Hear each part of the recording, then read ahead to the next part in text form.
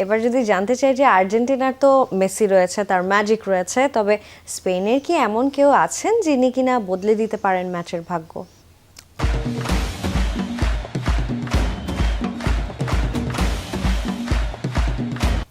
Messi তো আসলে Messi বিশ্বে একজনই আছে এই মুহূর্তে, অন্তত সর্বকালের সেরা ফুটবলারদের একজন। স্পেনে আসলে মেসির মতো কেউ নেই, তবে তেমন গুরুত্বপূর্ণ ফুটবলারই আছে।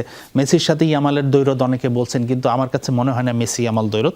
ইয়ামাল হয়তো স্পেনের পোস্টার বয়সের কারণেই ইয়ামালের কথাটা আসে, কিন্তু মেসির টেম্পো নির্ধারণ যে করে দেবে, মেসিকে তো আসলে আটকানো সম্ভব না। মেসিকে হয়তো মার্ক করবেন কুকুরিয়া বা লাপোর্তা, যে ডিফেন্ডারটা আছেন, কিন্তু মেসিকে তো আসলে ডিফেন্ড করে কোনো দল আটকাতে পারে না।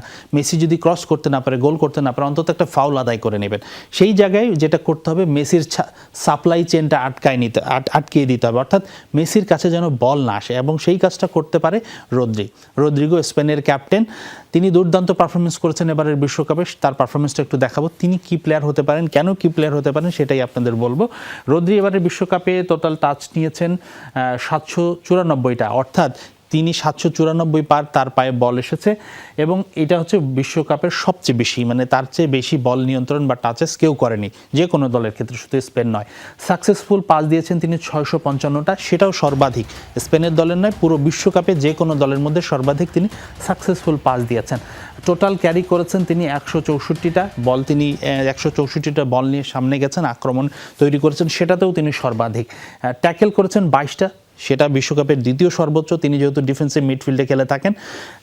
এবং তারপরে আমরা যদি দেখি তার pass ending in the final third, প্রতিপক্ষের ফাইনাল থার্ডে গিয়ে তিনি পাস দিয়েছেন 187টা, সেটা দ্বিতীয় সর্বোচ্চ, এবং পজিশন ওন করেছেন 34টা। তো অর্থাৎ এই স্ট্যাটগুলো দেখুন তিনি কতটা ডমিনেট করে থাকেন। তো এই রদ্রির আসলে মেইন দায়িত্ব থাকবে মেসির কাছে যেন বল সাপ্লাই না যায়। আর্জেন্টিনার গেম প্ল্যানের প্রধান লক্ষ্যই থাকে তারা ডানে বামে যেখানে যাক না কেন, ফাইনাল আক্রমণটা ম্যাক্সিমাম সময়ে মেসির কাছ থেকেই আসে। তো মেসিকে যদি আপনি আটকাতে না পারেন, মেসির কাছে বল যাওয়া তো বন্ধ করতে পারেন, সেই দায়িত্বটাই থাকবে হয়তো রদ্রির কাছে। আরেকজন ফুটবলারকে আমি রাখতে চাই, তিনি মেসির সিমিলার পজিশনে খেলেন, তিনি ততটা হয়তো ইফেক্টিভ নয়, মেসির মতো তারকা নয়, কিন্তু তার ভূমিকাটা মোটেও গুরুত্ব নয়। তিনি হচ্ছেন ডেলি ওলমো। আপনি দেখছেন এখানে তিনি ফ্রান্স ম্যাচের একটা চিত্র, তাকে কিভাবে আসলে ফরাসি 4 জন ঘিরে ধরেছিল, কিন্তু তিনি এখান থেকেও বলটা পাস বের করে নিয়ে গিয়েছিলেন।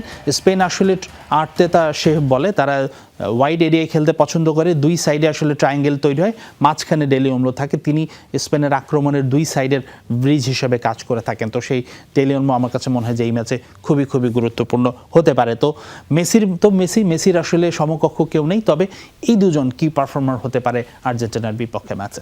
নিশ্চয়ই তাদের টার্গেট থাকবে মেসিকে আটকানো, এই দুই প্লেয়ারের মূল টার্গেট মেসিকে আটকানো নিয়েই তারা মাঠে নামবে।